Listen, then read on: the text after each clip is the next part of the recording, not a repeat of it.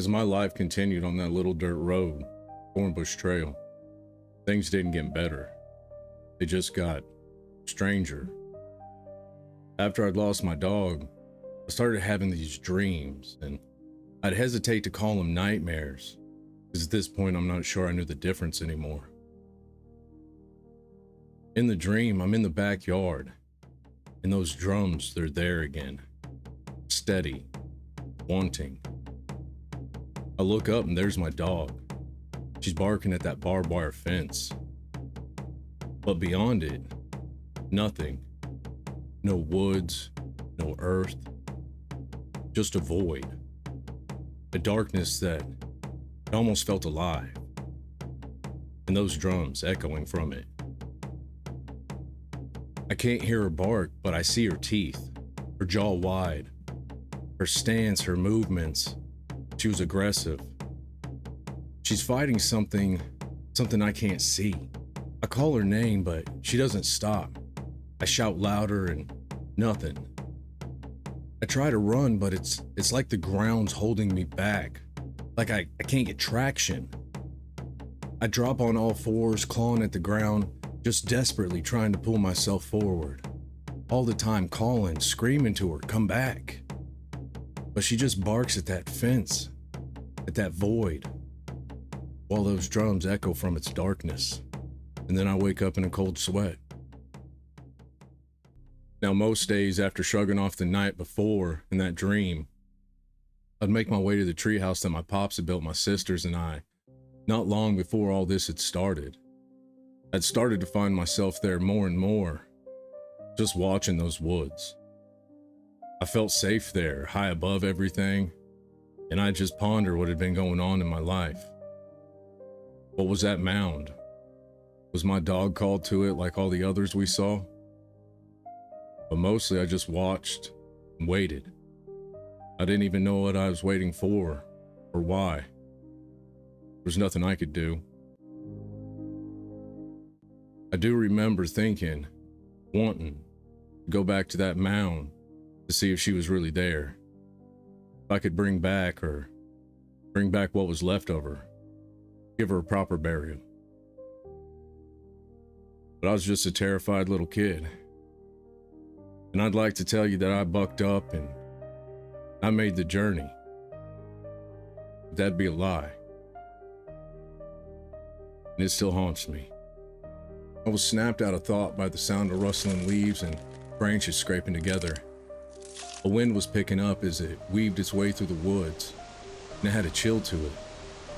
It was colder than the season would call for, and it kept gaining in force. It was stronger than I had thought. I'd kneeled down below the ledge that bordered our treehouse. Then it stopped, not died down. Everything just stopped, as if every molecule had been frozen in place. I was overcome with fear. I mustered enough courage to look out, and I thought I would see the leaves and dust just suspended in the air, not moving. But as I look out, I don't see anything. But there is a smell. It's a stench, and it's like it's rising from the ground, this unholy smell, and it just keeps getting worse. It's a putrid scent of decay and sulfur. It burned my lungs. And worse, I can taste it. It found another one of my senses to horrify. I try to hold my breath as I scramble down the ladder. I stop, I lean on it. I start to gag. I know I don't have time, so gagging and running, I'm running frantic. I remember I fall, and it's like I can feel it right behind me. I manage to climb to my feet and make it back to the porch. I stumble up the steps. I make it to the front door. Safety, I thought to myself. I made it. The moment I walked inside, the smell of dinner hit me. Everything's normal. It's warm. But my parents are dressed to go out. It was the night of the local parents' meeting before the school started. My eldest sister was babysitting. Usually that meant fun. No parents, just us in the trailer. But it just didn't feel right tonight. They left, we ate, but my sisters didn't want to watch a movie like normal. They wanted to play hide and seek. It was getting dark and I didn't want to. but I knew if we stuck together, I'd be okay. My eldest sister started counting. That meant 30 seconds to hide. I stuck close to my middle sister. She ran straight to my parents' room, to their closet.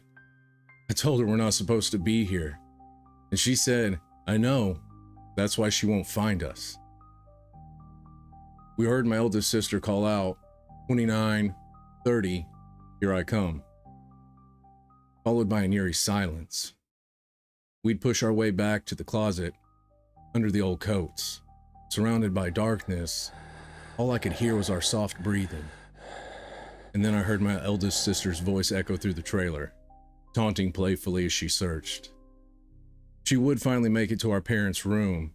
When she entered, she reminded us that we're not supposed to be here. Show yourselves, she said, but we stayed silent. She checked the bathroom, then moved towards the closet. The door creaked open. Hangers scraped as they pushed the clothes aside. But then there was a shuffle behind me. My eldest sister laughed and, "Is that you?" My middle sister would whisper, "No." Silence was heavy, oppressive. A faint, unnatural rustle creeps in. We froze. Something moved again, and we bolted. We ran straight to my sister's room. Huddling on the bottom bunk, too scared to speak, my eldest sister would finally say, "It's okay, it was probably nothing." But then something rustled under the bed. Our faces drained of color. Before we could even leap from the bed, it moved again, violently shoving the bed from the wall. It knocked us to the floor. My eldest sister yelled, "Come on," grabbing our hands, pulling us up. We're running to the neighbors. But we all knew the neighbors. They ain't close. We raced for the front door, but something caught our eye through the window. Facing the backyard, those woods, there was a strange, eerie green light, about the size of a basketball, hovering about 4 feet off the ground, pacing that barbed wire fence. Its light didn't seem bright, but somehow it illuminated the whole tree line. It stopped, and even without eyes or a face, I knew it saw us. It started moving towards the trailer. Then we heard a crash come from my room. Something inside's getting closer. Something outside's getting closer. My sister yanked the curtain shut. Right then, every light went out. We screamed, diving below the windowsill. My sister peered out, and I saw the light reflect in her eyes and show the terror on her face. The doorknobs front and back started jerking, twisting, like someone or something was trying to get in. That light crept closer, its eerie glow seeping through the curtains. It just filled the room. We were trapped, and our parents wouldn't be home for another hour. I never knew exactly what my eldest sister saw. She would only say it was just a light, but my middle sister and I knew better. There was something more out there, something that knew we were there, and it was going to be a long night.